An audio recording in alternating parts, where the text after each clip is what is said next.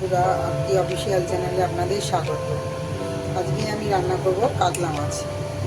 তো কাতলা মাছ আমাদের ফেভারিট মাছ।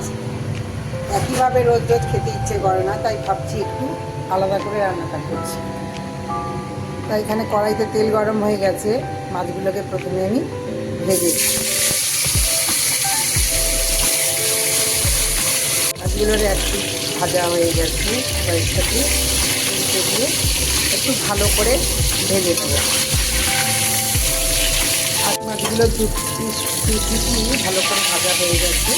এবার আমি এগুলোকে দিয়ে দেবো। মাছগুলো সব আমার ভাজা হয়ে গেছে। এবার আমি নুন হলুদ মাখিয়ে রাখা কাঁচকলা আর আলু, এগুলো আলাদা আলাদা করে ভাজা যায়, কিন্তু আমি একসাথে করে দিয়ে দেবো। মাছ ভাজা হয়ে গেছে, আলু আর কাঁচকলাগুলো ভাজা হয়ে গেছে। এবার কড়াইতে দিয়ে দেবো আমি আরেকটু তেল। এবার এই তেলের মধ্যেই আমি আস্তে আস্তে দেবো তেজপাতা, দিলাম দুটো লবঙ্গ আর একটা দিলাম শুকনো লঙ্কা, আর দেবো অল্প একটু কালো জিরে। এর সাথে দিলাম আমি অল্প একটু পেঁয়াজ কুচি।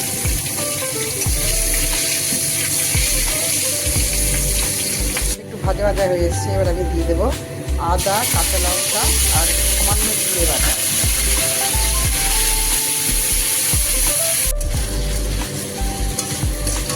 মশলাটা একটু নেড়ে নিয়েছি। এরপরে দিয়ে দেবো আমি অল্প একটু পেঁয়াজ বাটা।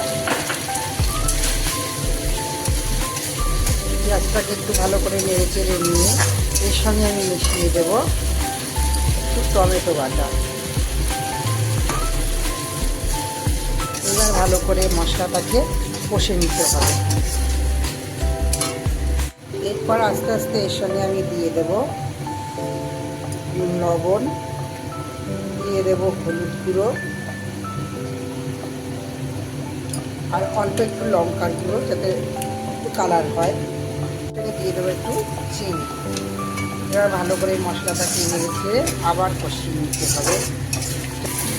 মশলাটা আমার কষে এসেছে, মশলাটা থেকে তেলও ছেড়ে দিয়েছে। এবার আমি এর সাথে অ্যাড করে দেবো জল।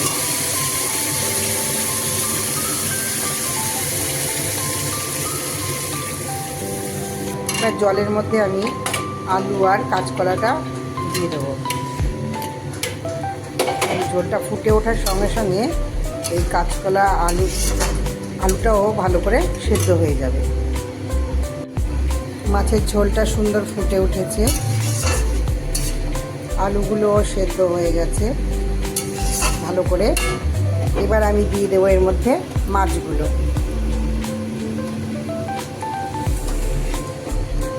দিয়ে দিলাম। এবার মাছগুলোকে দিয়ে আরও কিছুক্ষণ ফুটিয়ে নেব।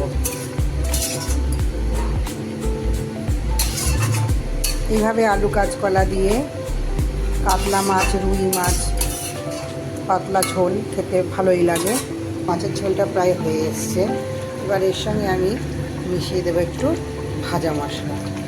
আমি আগে একটু জিরে ভেজে গুঁড়ো করে রেখেছিলাম। এটা জিরে ভাজাটা এবার এর মধ্যে মিশিয়ে দিলাম। এবার আমি কাতলা মাছের রেসিপি দেখিয়েছি, তবে এটা একটু অন্য ধরনের হয়েছে। তো তোমাদের এই রেসিপিটা কেমন লাগলো? জানিও। আর আমার চ্যানেলটাকে যদি না সাবস্ক্রাইব করা হয়ে থাকে, সাবস্ক্রাইব করে দিও।